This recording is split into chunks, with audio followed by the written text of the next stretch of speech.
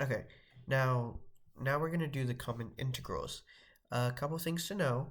An integral is basically the opposite of a derivative, right?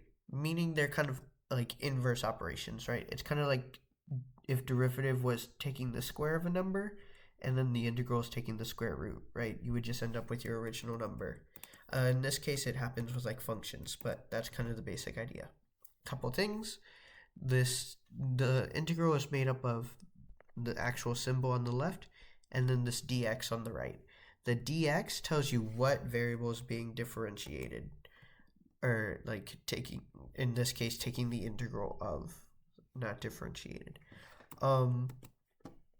So here we're taking the derivative or integral of k. Here we're taking the integral of x to the n, sine of x, cos of x, 2 times cos of x, 2 times sine of x. And actually, well, let's go ahead and go in order. So the integral of k is going to be kx, and you're always going to want to write a plus c. There are things called bounded integrals and unbounded integrals. If you have numbers over here, say this was like 3, 2, essentially you wouldn't write the plus c, and then you would evaluate this at 2, or 3, so k times 3, and then you would evaluate this at 2, k times 2, and then you would subtract them. Don't worry about that for too much right now. In fact, it's probably best if you go watch a video on that. But generally, if it's unbounded, you're going to write plus c. Okay. X to the n, integral is 1 over n plus 1 times x to the n plus 1.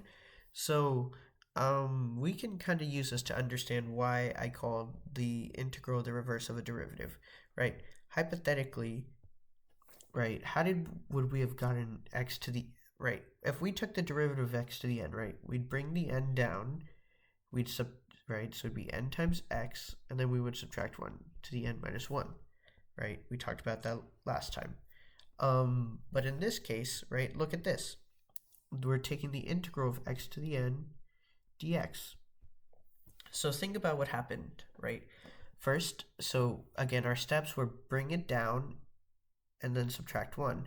So let's do the reverse, right? So instead of subtracting 1 from the power, let's add 1 to the power. So we get x to the n plus 1.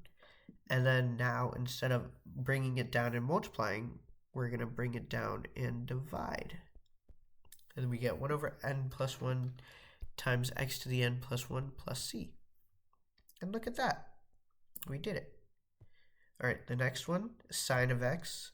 So if you think about this one, rather than thinking of it like sine of x, right, let's just put a let's say, right, double negative, so negative integral negative sine of x dx.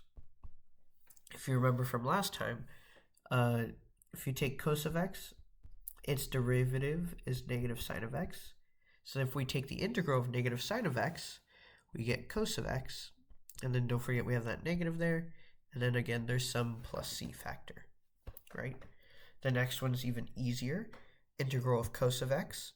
Well, we know that the derivative of sine is cosine, so the integral of cosine is sine, and that matches up.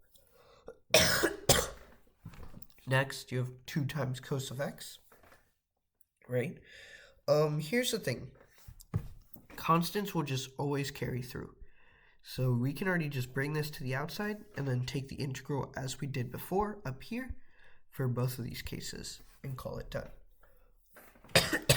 Sorry about that. So overall, this is generally how you take a derivative or an integral. And yeah, again, it's kind of the reverse of a derivative. I hope that was helpful.